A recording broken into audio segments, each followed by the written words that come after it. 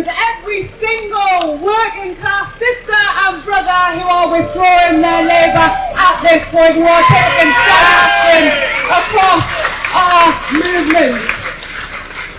They have shown what a proper opposition looks like. My name is Pidcock and I'm the National Secretary of the People's Assembly. And what a beautiful city this is. It is steeped in the history of resistance of our class, and we meet here today 203 years after those brave and peaceful protesters marched for democracy, where 18 people lost their lives, including one unborn child in a mother's womb. They were at the hands of a brutal landed gentry. 203 years on, we are facing very similar conditions as a class as those brave and peaceful sisters and brothers were. They were demanding system change, not 20 or 30 quid off your electricity bills, but system change. And that is exactly what we want today. We don't want tinkering around the edges,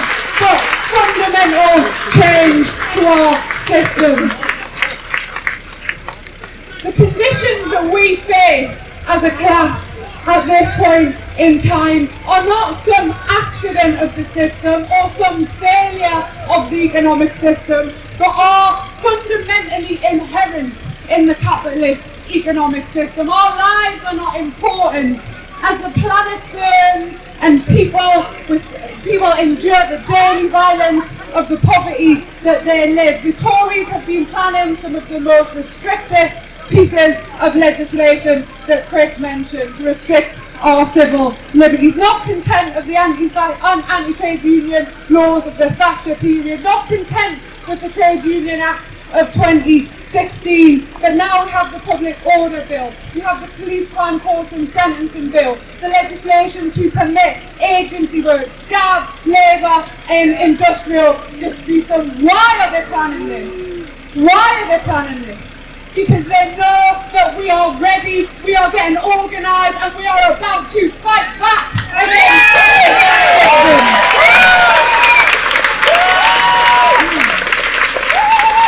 So the ruling class and the rich and powerful will do what they have always done.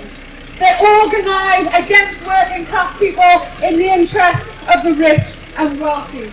And there are no shortcuts to what we have to do next, but we expect the Tories to treat us like this, don't we? We expect people who are inordinately wealthy to have no regard for the workers who create the wealth.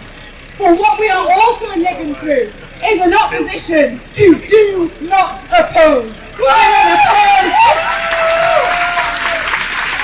don't oppose the brutality happening to brothers and sisters in our class. And so therefore, we have a duty, we have a responsibility as a movement to fill that political void, because how dangerous is it to have Tories with an 80-seat majority, some of the most vicious legislation that our class has seen, and to have no opposition. The political orthodoxy that creates is a very, very dangerous one. So we are going to fill that void. We are filling that void in our workplaces, on the streets. We are going to fill every single space with our politics, without fear, hesitation, or any dithering or any delays. Because the crisis is so brutal.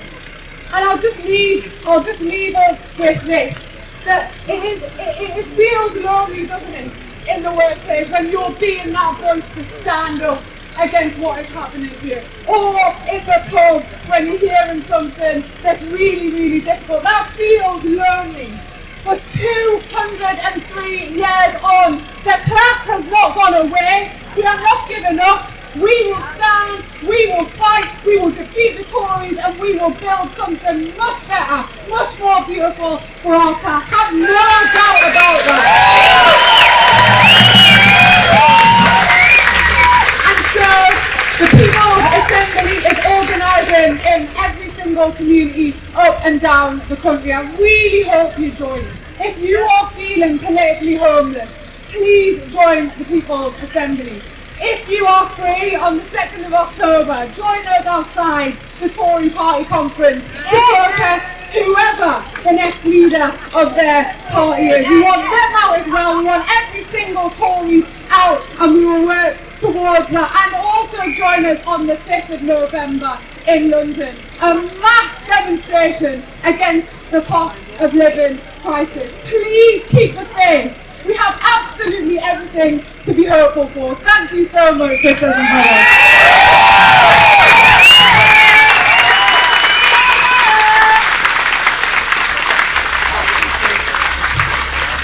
brothers.